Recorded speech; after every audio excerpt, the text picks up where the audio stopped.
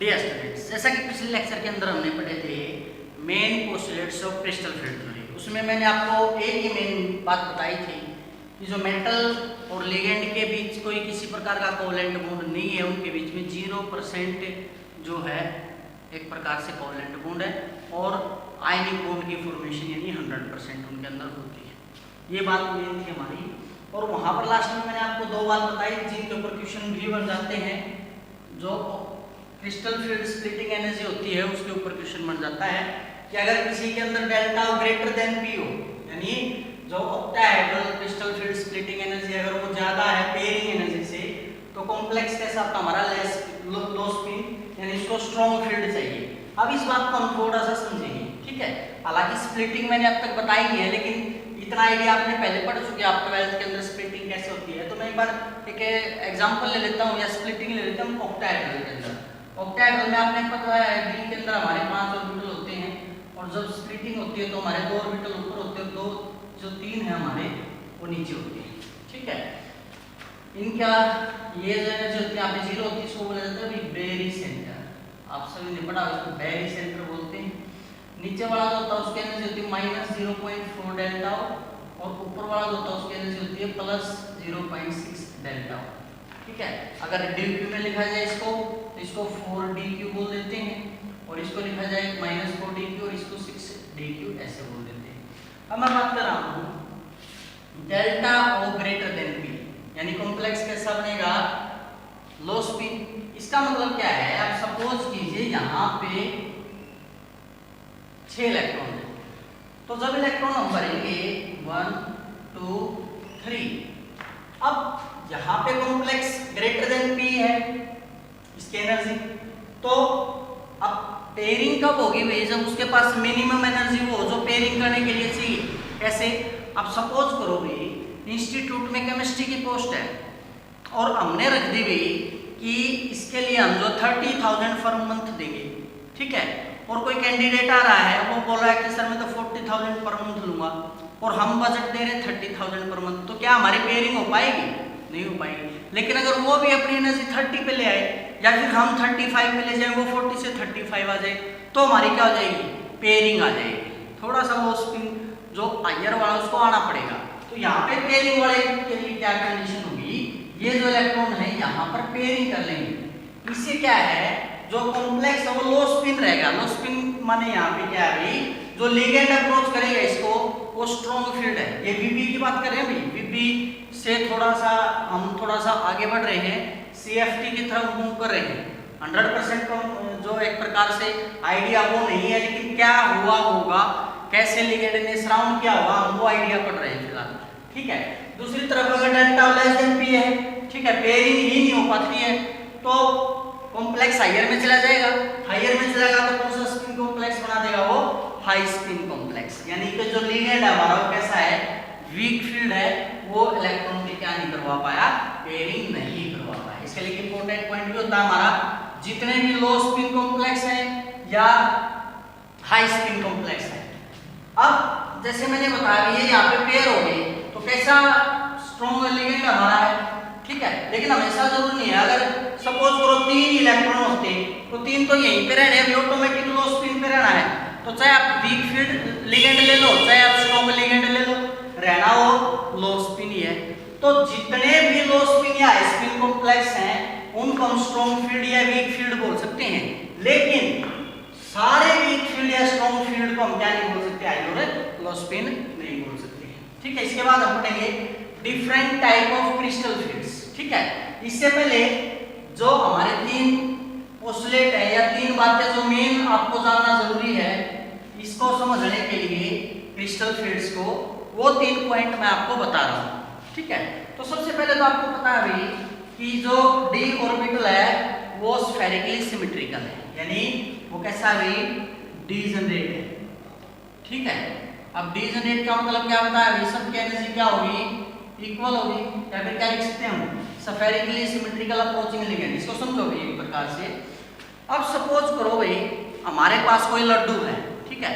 अब वो लड्डू किससे बना है, बूंदी के दानों से बना है। अब हम क्या करेंगे, हाथ के अंदर उन बूंदी के दानों को लेंगे और ऐसे दबाएंगे बराबर बराबर, तो क्या होगा, उस लड्डू की जो शेप है वो बिल्कुल स्फेरिकल सिमेट्रिकल आ जाएगी। लेकिन अगर हम क्या करें, एक साइड से फोर्स हम ज्यादा लगा दें और एक साइड से फोर्स हम कम लगा दें, तो जो लड्डू है वो अपना स्फेरिकल सिमेट्रिकल नहीं बनेगा, बिल्कुल गोल नहीं बनेगा। वो क्या बनेगा, कहीं ना कहीं से उसकी जो शेप है वो डिस्टर्ब हो जाती है। तो सेम केस जो है हमारा ऑर्बिटल के केस में रहता है कि जब भी किसी ऑर्बिटल को कोई लिगेंड अप्रोच करता है तो वो लिगेंड अपना एक फील्ड लेकर के आता है। अब वो फील्ड अगर ज्यादा एक्सर्ट हो गया इस ऑर्बिटल के ऊपर यानी डीजेनेट ऑर्बिटल के ऊपर तो स्प्लिटिंग ज्यादा आ जाएगी, और अगर वो कम हुआ तो स्प्लिटिंग कम हो जाएगी। इसलिए ऑक्टाहेड्रल के अंदर हम स्प्लिटिंग अलग पढ़ते हैं, टेट्राहेड्रल में अलग पढ़ते हैं, क्यूबिक में अलग पढ़ते हैं, स्क्वायर पिरामिडल में अलग पढ़ते हैं, ट्राइगोनल में अलग पढ़ते हैं, एंटी प्रिज्मेटिक के अंदर हम अलग पढ़ते हैं। आज के लेक्चर में हम ये सारी फील्ड पढ़ेंगे, सबका डायग्राम पढ़ेंगे, ठीक है। तो 3 बातें मैं आपको कौन सी बता रहा था। पहली बात क्या हमारी कि जो नंबर ऑफ लिगेंड्स है and their arrangement, number of ligand and their arrangements around central metal ion will determine the crystal field, कि जो ligands की संख्या कितनी है और उनकी अरेंजमेंट कैसी है वो डिटरमाइन करेगी भी कि जो हमारा सेंट्रल मेटल है उसका कैसा क्रिस्टल फील्ड होगा। And different crystal field have different effect, और अगर क्रिस्टल फील्ड अलग अलग है तो उनका इफेक्ट भी क्या होगा, अलग अलग होगा on relative energy of A D orbital. इसलिए ऑक्टाहेड्रल की अलग होती है, टेट्राहेड्रल की अलग होती है, क्यूबिक की अलग होती है, इस प्रकार से। उसके बाद सेकंड पोस्टुलेट इसमें और क्या जानना जरूरी है, spectra of transition metal complex can be explained in term of electronic transition. VB theory electronic transition को एक्सप्लेन नहीं कर पाई थी, स्पेक्ट्रा को एक्सप्लेन नहीं कर पाई थी, लेकिन इसने बता दिया था जैसे इलेक्ट्रॉन यहाँ पे है, यहाँ पे है, इसने बता दिया इलेक्ट्रॉन ट्रांजिशन करके लोअर टू हायर या हायर टू लोअर आ सकते हैं, उसके बेसिस पर हम स्पेक्ट्रा को एक्सप्लेन कर सकते हैं। और लास्ट बता दिया इसने stability of different geometry is based on their different crystal field stabilisation energy, कि किसी भी कॉम्प्लेक्स की जो स्टेबिलिटी है वो डिपेंड करती है अभी किसके ऊपर है, उसकी क्रिस्टल फील्ड स्टेबलाइजेशन एनर्जी के ऊपर, ठीक है। तो अब हम पढ़ेंगे crystal field splitting of D orbital, कि जब भी कोई लिगेंड अप्रोच करता है किसी भी डी ऑर्बिटल को तो उसके अंदर स्प्लिटिंग कैसे कैसे होगी, ऑक्टाहेड्रल है तो कैसे होगी, टेट्राहेड्रल है तो कैसे होगी, ठीक है।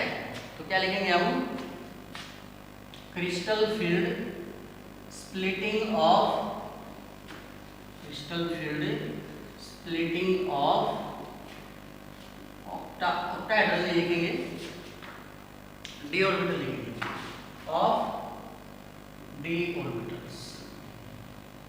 अब लिखेंगे हम पहला जो केस पढ़ेंगे हम किसके अंदर पढ़ेंगे भैया, हम in octahedral complex, in octahedral complex, ठीक है। अब ऑक्टाहेड्रल कॉम्प्लेक्स के अंदर स्प्लिटिंग पढ़ने से पहले हमें 2 बातें पता होनी चाहिए, एक एक्सियल और एक नॉन एक्सियल। जैसा कि डी ऑर्बिटल में हमारे 5 अलग अलग जो है dxy, dyz, dxz, dx² - y² और लास्ट वाला भी हमारा dz², ये जो 5 ऑर्बिटल हैं, लेकिन इसमें सारे जो ऑर्बिटल हैं वो सेम सिमेट्री या सेम ओरिएंटेशन के नहीं हैं। अगर बात करें हम डी ऑर्बिटल की, तो डी ऑर्बिटल के अंदर जो है हमारे 2 अलग अलग तरह के जो है भाई हमारे क्या बनते हैं, ऑर्बिटल बनते हैं। एक एक्सियल ऑर्बिटल बनते हैं जिनको बोला जाता है भाई EG से डिनोट किया जाता है, और दूसरे होते हैं हमारे non axial orbital, non axial orbital जिनको बोला जाता है भाई T2G। तो क्या होगा भाई, एक्सियल ऑर्बिटल में कौन आ गए हमारे EG। अब EG में कौन कौन आते हैं भाई, on the axis electron density किसके अंदर होती है, dx² - y² और dz²। नॉन एक्सियल क्या होते हैं, इन बिटवीन एक्सिस जिसके अंदर होगा तो 3 है हमारे dxy, dyz और dxz। अगर हम एक्सियल ऑर्बिटल को डिफाइन करें तो कैसे डिफाइन करेंगे, these orbitals have lobes along the axis. इसमें जो लोब्स आएगी इलेक्ट्रॉन की अलोंग द एक्सिस आएगी। कैसे? जैसे dx square minus y square को ले लेंगे, हमारा एक्सिस है तो electron cloud axis on the axis होगा, dz स्क्वायर भी ये हमारा ऐसे होगा, ठीक है। जबकि dxy dyz या dxz ये हमारा एक्सियल लाइन है, इनके बीच में जो है लोब आएगा इस प्रकार से।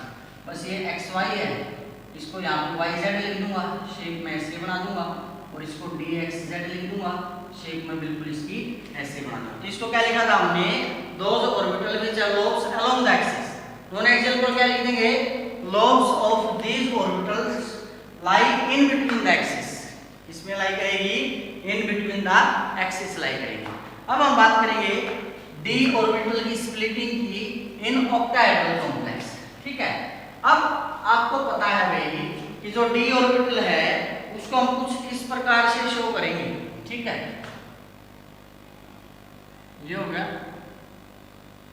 ये हो गया, ये हो गया, इस प्रकार से, ठीक है। इसके अंदर क्या है, इसको पॉजिटिव से दिखा देता हूं मैं, ये हमारा पॉजिटिव होगा, ठीक है। ये नेगेटिव, ये पॉजिटिव, सॉरी नेगेटिव, ये इसको मैं थोड़ा सा ऐसे बना लेता हूँ, एलोंग एक्स एक्सिस हो जाएगा, थोड़ा सा ये इसको ऐसे बना लेता हूँ, पॉजिटिव पॉजिटिव, ठीक है। अब कोई भी जो लिगेंड है कहाँ अप्रोच करेगा? यहाँ पे लिगेंड अप्रोच करेगा, यहाँ पर लिगेंड अप्रोच करेगा, और यहाँ पर लिगेंड अप्रोच करेगा, ठीक है। अब जब लिगेंड अप्रोच करेगा तो इसके अंदर क्या है भाई, हमने अभी एक बात पढ़ी है, जो dx square minus y square और dz स्क्वायर है वो ऑन द एक्सिस लाई कर रहे हैं। मतलब जब लिगेंड आएगा तो जो उसका जो कोलिजन होगा इसके साथ क्या होगा, वो डायरेक्ट कोलिजन होगा। अब इसी के साथ जब कोलिजन डायरेक्ट होगा तो उसको चोट भी ज्यादा लगेगी, एक प्रकार से उसकी एनर्जी ज्यादा बढ़ेगी, और वो कहाँ पे चला जाएगा? अपर पे चला जाएगा। मतलब वो क्या है कि इसमें जब स्प्लिटिंग होगी तो दो तरह की स्प्लिटिंग हम पढ़ेंगे। कौन कौन सी? एक हमारे जिसमें हायर एनर्जी होगी यानी एक्सियल वाली Pg, और एक लोअर होगी, उसको क्या बोल देंगे हमें? T2, ठीक है। तो क्या लिखेंगे? शुरुआत में तो हम इसको कैसे एक्सप्लेन करेंगे भाई? In case of free ion all the 5 metal orbitals are degenerate. Degenerate का मतलब क्या है? That is they have same energy. उसके बाद हम क्या लिखेंगे? During the process of complex formation, जब इसके अंदर क्या बनेगा? कॉम्प्लेक्स बनेगा। When the metal ion is surrounded by 6 ligands. अब 3 लिगेंड्स ये दिखा दिए मैंने, एक लिगेंड से यहां से अप्रोच करेगा, एक लिगेंड यहां से अप्रोच करेगा, एक यहां से। इसकी बात करें हम ऑक्टाहेड्रल की, ठीक है। तो क्या लिखेंगे? When the metal ion surrounded by 6 ligands present at the 6 corners of the octahedral. जो ऑक्टाहेड्रॉन के एक प्रकार से 6 कॉर्नर के ऊपर क्या है? अटैक करेंगे, ठीक है।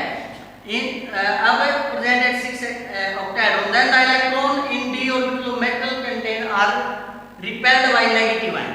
तो जो भी लिगेंड है, अब लिगेंड भी नेगेटिव लेके आएगा, और जो octahedron में ये नेगेटिव है, ये नेगेटिव है, ये नेगेटिव है, ये क्या करेंगे? उनको रिपेल करेंगे। ये पॉजिटिव है, ये सॉरी भाई इस तरफ वाला तो पॉजिटिव है, ये नेगेटिव है हमारा। तो जो metal content are repelled by negative ion charge or by negative end of dipole of a ligand, this repulsion will raise the energy of the all 5 orbitals। मतलब शुरुआत में सपोज करो एनर्जी यहाँ पे थी, इस कोलिजन से इन सब की एनर्जी एक प्रकार से पहले बढ़ जाएगी। जैसे ऑक्टाहेड्रल स्प्लिटिंग दिखाते हुए सभी क्या करते हैं? ये बनाया, यहाँ से direct dx square minus y square dz square और dxy dyz वैसे शो कर देते हो, गलत होता भी।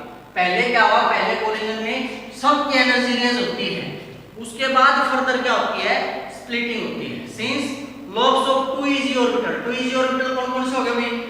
ये ऑन द एक्सिस हो गया, और ये dx square minus y square हो गया, सॉरी dz स्क्वायर हो गया, ठीक है। ये ऑन द एक्सिस है। तो जो लोब्स है 2 ऑर्बिटल के lie directly in the path of approaching ligand, ये डायरेक्ट लिगेंड के रास्ते में आ रहे हैं। So these orbitals experience great repulsion, इसलिए क्या फील करेंगे भाई? इनके अंदर रिपल्शन ज्यादा हुआ, and their energy is raised more in comparison to T2g orbital. तो जो इनकी एनर्जी है वो ज्यादा बढ़ जाएगी, तो ज्यादा बढ़ जाएगी तो कैसे दिखा देंगे? इसके बाद हम इसको ऐसे दिखा देंगे d x square minus y square d z square, क्या नाम दे देंगे इसको ई जी, और ये आ जाएगी ऐसे d x y d y z d x z. ये एनर्जी जहाँ पे जीरो होती है उस एनर्जी को क्या बोला जाता है भाई, पेरी सेंटर। ऊपर वाले की एनर्जी मैंने पहले बता दी है, प्लस 0.6 डेल्टा ओ, या डी क्यू में लिखेंगे तो 6 डी क्यू, और इसको लिखते हैं माइनस 0.4 डेल्टा ओ या फिर माइनस 4 डी क्यू। इस प्रकार से जो है इसको हम शो कर देंगे, ठीक है। ये क्या आ गया हमारा, अब ये जो एनर्जी का सेपरेशन हो रहा है इससे लेकर इससे, ये हायर वाला इजी है, नीचे वाला क्या हुआ T2G। ये जो सेपरेशन ऑफ एनर्जी है इसको बोलते हैं हम क्रिस्टल फील्ड स्प्लिटिंग एनर्जी। क्या बोलेंगे इसको, separation of energy between two sets is called crystal field splitting energy, ठीक है। तो एनर्जी ऑफ T2G ऑर्बिटल की एनर्जी कितनी है भाई हमारी, माइनस 0.4 डेल्टा ओ, और इसकी कितनी है भाई हमारी प्लस 0.6 डेल्टा ओ, ठीक है। हमेशा याद रखना भाई ये पॉइंट 1 डेल्टा ओ किसके बराबर होता है, हमेशा 10 डी क्यू के बराबर होता है। इसलिए अगर आप देखोगे 0.6 को डी क्यू में जब कन्वर्ट किया तो मैंने 10 से मल्टीप्लाई कर दिया तो 6 डी क्यू हो गया, इसको मैंने 10 से मल्टीप्लाई किया तो 4 डी क्यू हो गया। इस प्रकार से आप इसकी स्प्लिटिंग को दिखा सकते हो, क्लियर है। इसके बाद स्प्लिटिंग हम पढ़ेंगे सेकंड टेट्रागोनल कॉम्प्लेक्स के। सेकंड क्या होगा हमारा, splitting of orbital in tetragonal complex, in tetragonal complex. Tetragonal में क्या होगा, अगर दो ट्रांसलिगेंड्स जो z एक्सिस पे उनको रिमूव कर दिया जाए, क्योंकि भाई टेट्रागोनल में क्या हमारे 6 लिगेंड्स अप्रोच नहीं करते हैं, यहाँ पे लिगेंड्स की संख्या कम हो जाती है, ठीक है। तो जो z एक्सिस है उसको रिमूव कर देंगे, so that the distance from cation is higher in comparison to other 4 ligands. मतलब ऑक्टाहेड्रल में जो अटैक किया जा रहा था कितने लिगेंड्स के द्वारा किया जा रहा था, 6 लिगेंड्स के द्वारा, जबकि इसमें जो लिगेंड्स अटैक करेंगे, कौन अटैक करेंगे, 4 लिगेंड्स। अब इसमें z एक्सिस के कंपोनेंट को रिमूव कर दिया गया है, इसको रिमूव कर दिया गया है z एक्सिस के कंपोनेंट को, यानी उसकी एनर्जी ऑटोमेटिक कम हो जाएगी।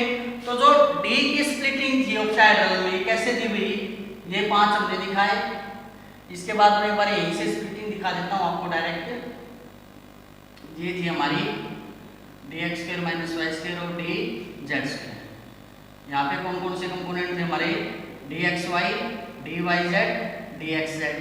अब z कंपोनेंट या z एक्सिस के अलोंग के जो डेंसिटी वो कम हो गई, तो इस कारण से dyz dxz और dz स्क्वायर जिसमें भी z कंपोनेंट है उनकी एनर्जी घट जाएगी, बाकियों की एनर्जी बढ़ जाएगी। मतलब इन दोनों में से dz स्क्वायर की एनर्जी तो डाउन आ जाएगी और इसकी एनर्जी क्या चली जाएगी ऊपर, ये हमारा पेरी सेंटर है तो ऊपर क्या चला जाएगा हमारा dx square minus y square, और नीचे क्या आ जाएगा भाई हमारा dz स्क्वायर। इसी प्रकार से यहाँ पे जो z कंपोनेंट है dyz और dxz नीचे आ जाएगा, और हाइयर में कौन चला जाएगा भाई हमारा dxy। अब बहुत ही इंपॉर्टेंट क्वेश्चन बनता है भाई यहाँ पर क्या करके, अब इस स्प्लिटिंग को स्टूडेंट्स इतना लाइटली ले लेते हैं, इसको याद नहीं करते, लेकिन याद करना जरूरी है। जैसे एग्जाम में क्वेश्चन कैसे सेट करेगा भाई कि during tetragonal splitting order of energy will be dx square minus y square greater than dxy greater than dz square greater than dyz dxz। First second बना दिया dx square minus y square greater than dxy less than dz square greater than dyz dxz। Third बना देगा भाई dx square minus y square less than dxy less than dz square less than dyz dxz। किसी भी प्रकार से order आपको दे सकता है एनर्जी का, तो आपको याद क्या रखना, सबसे ज्यादा एनर्जी किसकी है, इसकी, उससे कम इसकी, फिर इसकी, और फिर सबसे कम किसकी है, इसकी। तो क्या dx square minus y square greater than dz square, sorry कहाँ है dz स्क्वायर, है ही नहीं इनमें कोई ऑर्डर भाई जिसमें मैंने dz स्क्वायर लिखा हो। अब dxy से ग्रेटर है, ठीक है, लेकिन लेस है dz स्क्वायर से, ये भी पॉसिबल नहीं है। तो इसका ऑर्डर कोई भी दे सकता है।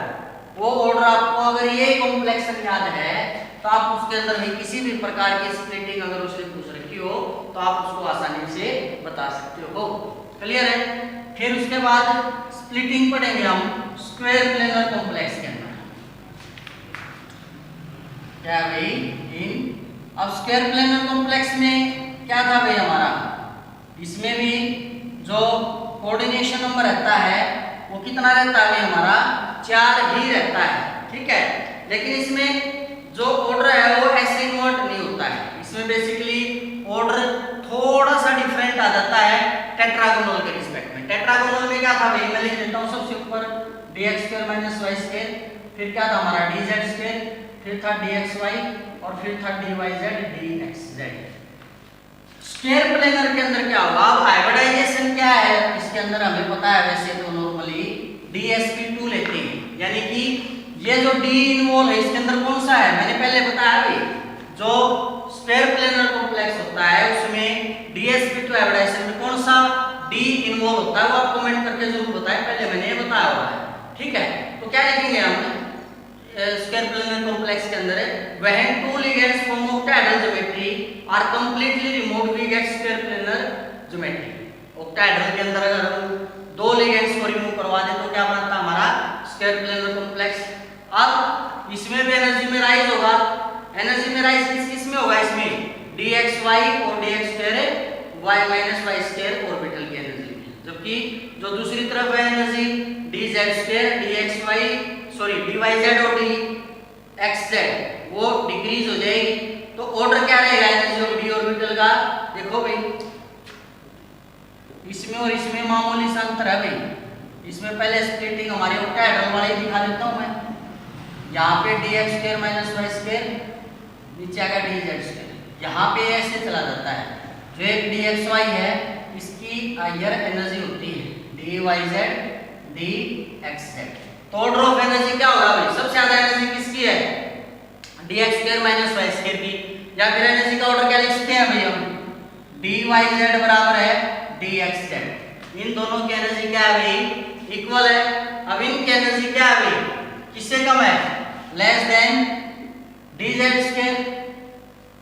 इनकी एनर्जी dz स्क्वायर से क्या है भाई कम है, और dz स्क्वायर की एनर्जी किससे कम है, लेस देन dxy, और इसकी एनर्जी किससे कम है dx square minus y square. ये इसका हमारा ऑर्डर होगा। ठीक है, लेकिन अगर उसका ऑर्डर देखें हम टेट्रागोनल के केस में देखें, पहले वाला ऑर्डर तो यहाँ से तो स्टार्टिंग सेम रहती है, स्टूडेंट समझते हैं टेट्रागोनल में भी 4 लिगेंड है, स्क्वायर में भी 4 लिगेंड है, ऑर्डर भी सेम ही रहेगा। लेकिन इसमें ऑर्डर का थोड़ा सा डिफरेंस आ जाता है। यहाँ पे dz स्क्वायर की जगह क्या आ जाता है dxy आ जाता है, और dxy की जगह क्या आ जाता है dz स्क्वायर आ जाता है। शुरुआत और लास्ट वाला ऑर्डर सही रहता है, मतलब क्या रहेगा dyz बराबर है dxz less than dz square की बजाय वहां पे क्या था dxy less than dz square और less than dx square minus y square.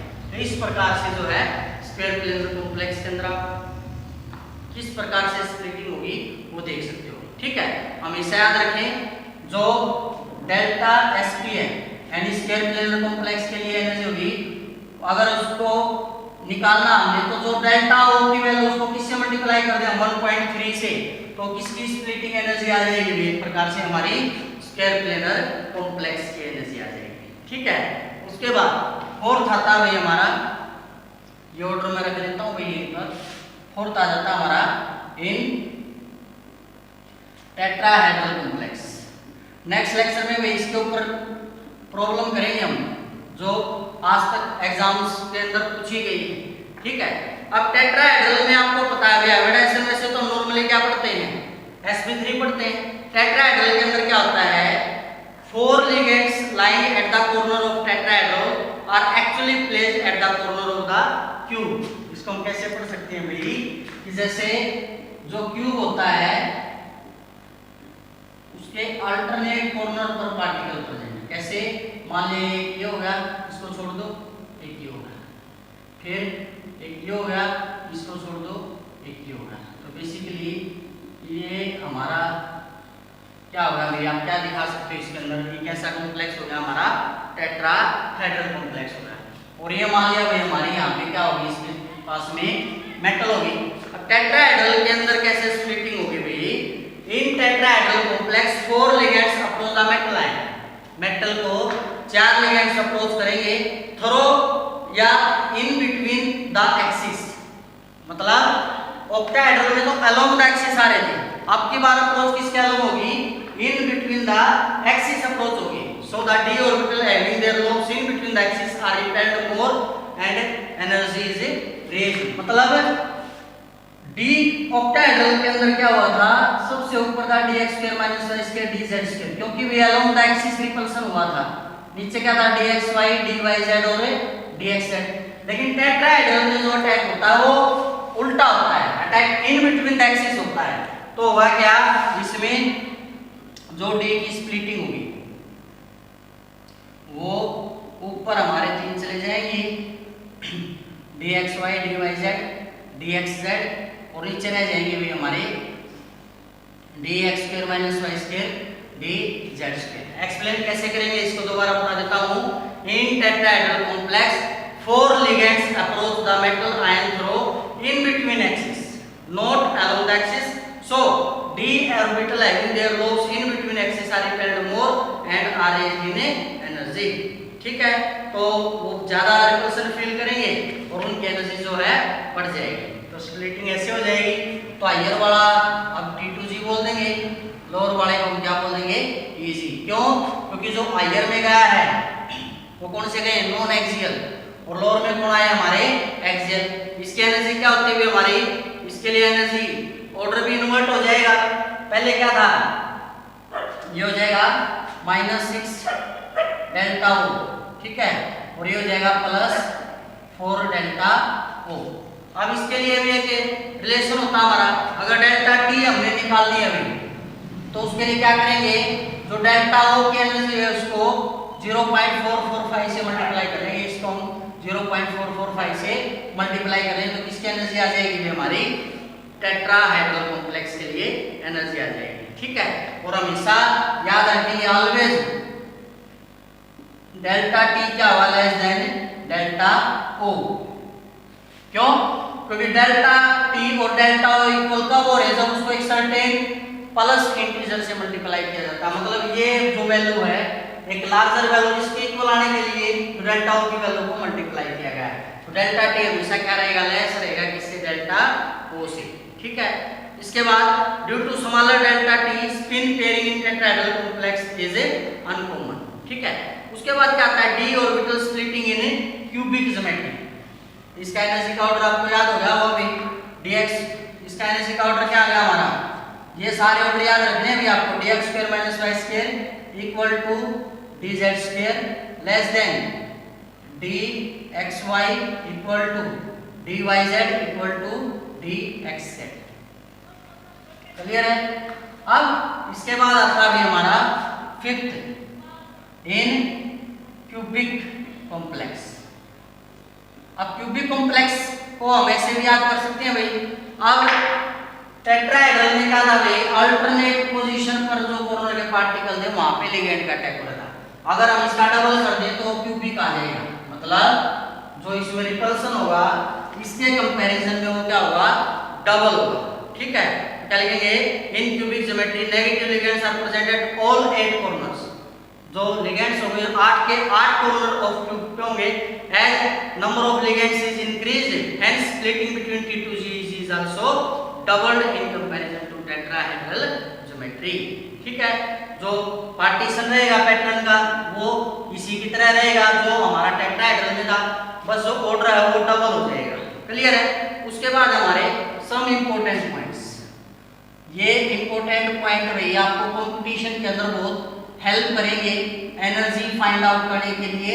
जैसे अगर आपको एनर्जी दे दी गई है भाई, मान लिया ऑक्टाहेड्रल की, ठीक है, उसको dq में पूछ ले, ठीक है, या फिर दी गई है डेल्टा T की फॉर्म में, डेल्टा O में निकालना हो, ठीक है, या डेल्टा O गिवन है डेल्टा T पूछ ले, तो कुछ रिलेशन हमारे डेल्टा O हमने पढ़ा कि किसके बराबर होता है, 10 dq के बराबर। डेल्टा T किसके बराबर होता है हमारा, 0.445 डेल्टा ओ होता है, ठीक है। डेल्टा एसपी स्क्वायर प्लेन में पहले बताया था मैंने कितना होता है, अगर हम डेल्टा ओ कितने से मल्टीप्लाई कर दें 1.3 से, वो डेल्टा सी। अब डेल्टा टी क्या है 0.445 डेल्टा, डेल्टा सी क्या था डेल्टा टी का डबल था तो क्या हो जाएगा, इसको डबल कर दो भाई, ऑलमोस्ट क्या लिख देंगे 0.89 डेल्टा ओ। क्लियर है। तो इस प्रकार से भाई ये हमारी कुछ स्प्लिटिंग होती है, ठीक है। इसके अलावा और भी स्प्लिटिंग हो सकती है, इसके अंदर कुछ क्वेश्चन भी बन सकते हैं भाई, जैसे स्क्वायर एंटी प्रिज्मेटिक की स्प्लिटिंग पूछ सकता है, ठीक है। तो अगर आपको ये स्प्लिटिंग समझ में आ गई है तो 6 क्या भाई square anti prismatic, square anti prismatic. Square anti prismatic में क्या हुआ भाई हमारा, जैसा कि जब हम इसको 45 डिग्री पर रोटेट करते हैं तो जो dx square minus y square और dz स्क्वायर है वो dxy से दूर जाएंगे, ठीक है, और dx square minus y square के क्लोज आ जाएंगे, इसलिए जो रोल है वो चेंज हो जाएगा, ठीक है, यानी xy स्टेबल हो जाएगा और dx square minus y square ऊपर चला जाएगा, ठीक है। तो स्प्लिटिंग कैसे होगी भी इसके अंदर, सबसे पहले जो स्प्लिटिंग आपको पता है टेट्रागोनल की, सॉरी टेट्राहेड्रल की। टेट्राहेड्रल में क्या था 3 ऊपर 2 नीचे, उसमें फिर फर्दर स्प्लिटिंग कैसे हुई थी भी dx square minus y square और dz स्क्वायर और नीचे, और क्यूबिक में इनकी एनर्जी क्या हो गई थी भाई लगभग डबल हो गई थी। अब इसमें कैसे डिसोसिएशन होगी, जो dyz और dxz है वो तो चले जाएंगे ऊपर और नीचे कौन आ जाएंगे, एक ऑर्बिटल यहाँ से आ जाएगा और एक यहाँ से आ जाएगा, क्या आ जाएंगे यहाँ पे आ जाएगा dxy और dx square minus y square, यहाँ से dxy बच गया था, यहाँ से क्या आ जाएगा dx square minus y square, एक बच गया हमारा dz स्क्वायर, वो हमारा यहाँ पे आ जाएगा। तो यहाँ पे भी ऑर्डर पूछा जा सकता है एंटी प्रिज्मेटिक में इसका जो ऑर्डर है वो क्या रहता है, तो ये ऑर्डर भी जो है आप याद रख सकते हैं, ठीक है।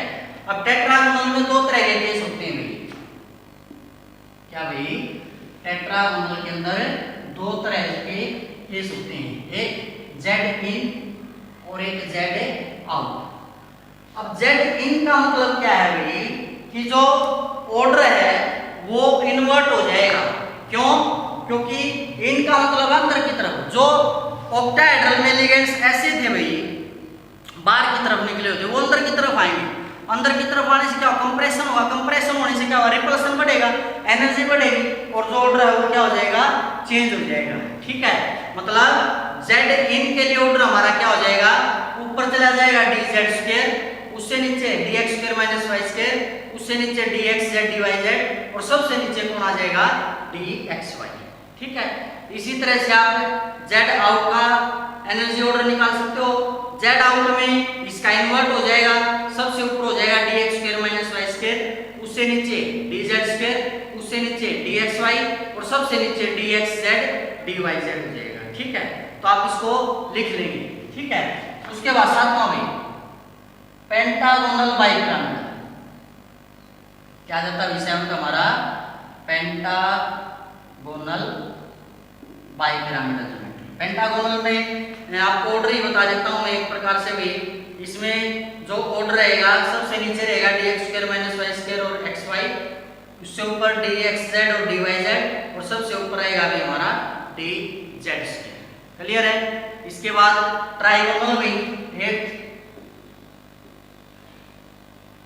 ट्राइगोनल के अंदर हमारा क्या ऑर्डर रहेगा भाई, सबसे नीचे रहेगा भाई हमारा dx square minus y square और dxy, क्या भाई dx square minus y square और dxy, उसके बाद उससे ऊपर dxz dyz और सबसे ऊपर आ जाएगा भाई हमारा dz स्क्वायर। तो इस प्रकार से आप इनके जो स्प्लिटिंग पैटर्न को याद कर सकते हो, क्लियर है। तो ये स्प्लिटिंग पैटर्न भी बहुत ही ज्यादा इंपॉर्टेंट है अगर आपको क्वेश्चंस अटेम्प्ट करते हैं क्रिस्टल फील्ड थ्योरी के बेसिस के ऊपर, क्लियर है। इससे नेक्स्ट लेक्चर के अंदर हम आपको कुछ और कैसे CFSE कैलकुलेट करनी है किसी के भी अंदर, कैसे हमें जो CFSE ऑर्डर है वो कैसे याद रखना है, ठीक है। और साथ में कुछ क्वेश्चन प्रैक्टिस हम करवाएंगे भाई।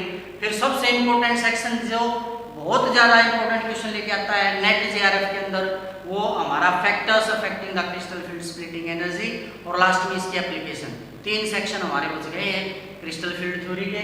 आज के लेक्चर के अंदर इतना ही। इस ऑर्डर को आप अच्छे से याद कर लीजिए। अगर आपको वीडियोज अच्छे लग रहे हैं तो दूसरे बच्चों को भी आप मोटिवेट करेंगे इस कोर्स को ज्वाइन करने के लिए, ताकि जो है भाई ज़्यादा से ज़्यादा बच्चे जो इससे बेनिफिट उठा सके। आज के लेक्चर में इतना ही। Thank you.